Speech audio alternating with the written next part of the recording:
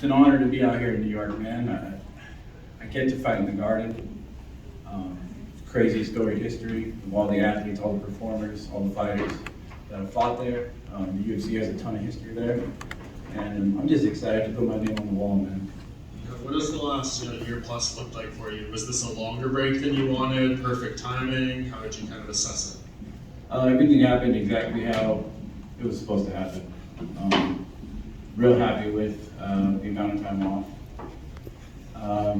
Yeah, it's all good.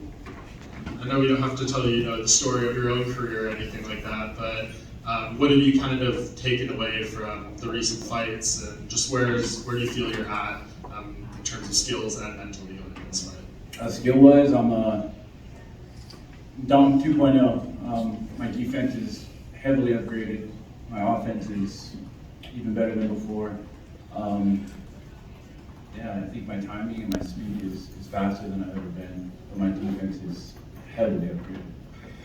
You see people when they kind of read into this fight, they're like, hey, maybe this is a perfect step back for Dom, a way to regain his confidence, get back on track. But I saw you tweeting, being like, hey, why am I on the prelims? And a little bit of frustration there. Do you like this fight? Do you like the spot that you're at, or do you feel like maybe you deserve something different?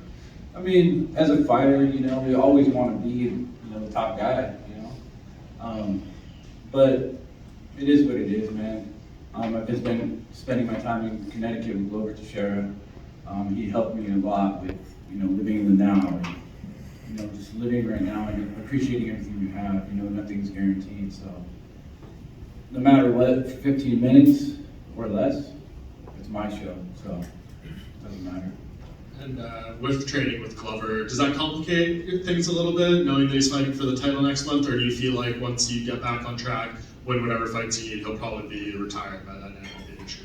Yeah, that seems to be kind of the feel. But me and Glover are great friends, man.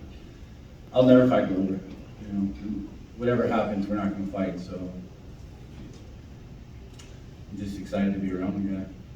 Last thing for me, seeing Yuri holding the belt now and looking back on your fight, does it make you feel better about that loss and knowing that you aren't all that far off, considering all the moments that you did have in that fight? I mean, yeah. It was that fight was razor thin. That was a razor thin fight. You could look at it and say, I got knocked out or whatever I did, but I also knocked him out at one point. That fight was a great fight. I only put on great fights. My last fight was fight of the night. The fight before that was not so great, but it was still a good fight. I went down swinging. You know what I mean? I put on great fights no matter what, and I intend on doing it again on Saturday. Right here, straight ahead. You go. Thanks, Jose. What do you think of this matchup with Ryan Spann? Can you just kind of talk me through what you're expecting to see out of him? Ryan Spann, he's a very tough guy. He's on the up and comer.